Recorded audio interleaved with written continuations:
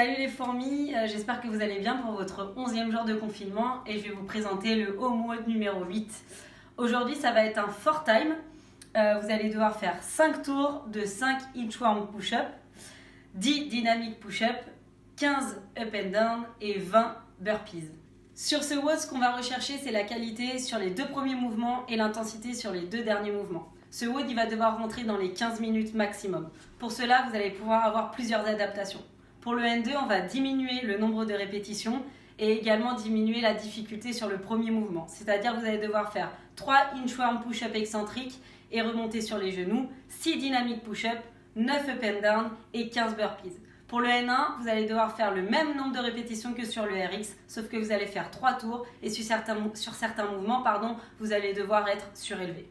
Sur le inchworm push-up, l'objectif ça va être d'enrouler la tête, d'enrouler la colonne vertébrale, de venir se mettre en position de gainage, le ventre serré, les fesses serrées, faire une push-up poitrine au sol, remonter. Ça donne ça.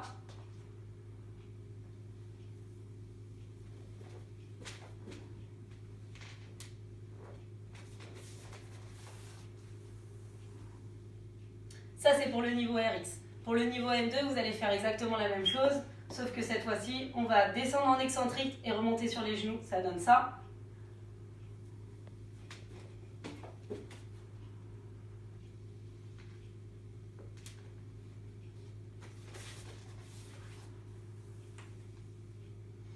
Pour le N1, vous allez faire exactement la même chose, sauf que cette fois-ci, on va faire ça surélevé.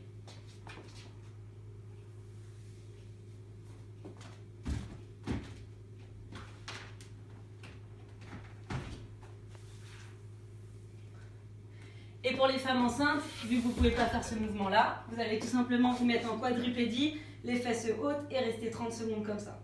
N'oubliez pas sur le inchworm push-up, il faut vraiment que vous ayez les poignets alignés aux épaules. Le deuxième mouvement, c'est les dynamic push-up. Vous allez tout simplement en position de gainage, épaules et poignets alignés. Et vous allez descendre sur les coudes et remonter. Ça donne ça.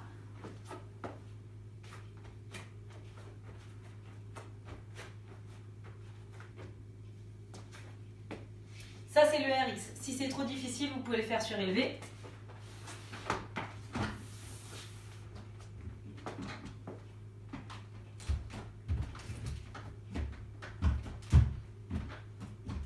En veillant à bien garder ses fesses serrées et son ventre serré. Si ça fait un peu mal sur une boîte, vous pouvez très bien le faire. Le troisième mouvement, c'est les up and down. Vous allez tout simplement vous mettre en appui sur vos mains, envoyer vos pieds en arrière et remonter. Vous avez plusieurs possibilités. La possibilité la plus difficile et la plus cardio, ça va être j'envoie mes pieds en même temps en gardant la position bien gainage. Je serre le ventre, je serre les fesses. J'ai pas les fesses qui tombent et je remonte. La deuxième possibilité, ça va être d'envoyer un pied après l'autre et je remonte. Si c'est trop difficile, et notamment pour les femmes enceintes, vous pouvez tout simplement le faire en hauteur. Je pose mes mains, j'envoie mes pieds en arrière, je remonte et je me redresse. Quatrième et dernier mouvement, ce sont les burpees. C'est exactement la même chose que le up and down, mais cette fois-ci, je vais poser la poitrine au sol. Pareil, vous avez plusieurs possibilités. Première possibilité, j'envoie mes pieds en arrière en même temps, je pose ma poitrine au sol, je remonte et extension complète de hanche. Deuxième possibilité, j'envoie un pied après l'autre, je pose ma poitrine au sol, je remonte et un pied après l'autre. Ok les fourmis, c'est à vous de jouer maintenant. Vous devez rentrer votre WOD en moins de 15 minutes en gardant et la qualité et l'intensité. N'oubliez pas, juste en dessous de la vidéo, vous avez tout ce qui est échauffement et adaptation, le descriptif des mouvements et aussi les erreurs qui sont souvent faites. Bon courage à vous et à très vite j'espère, mais en attendant, restez chez vous et prenez soin de vous.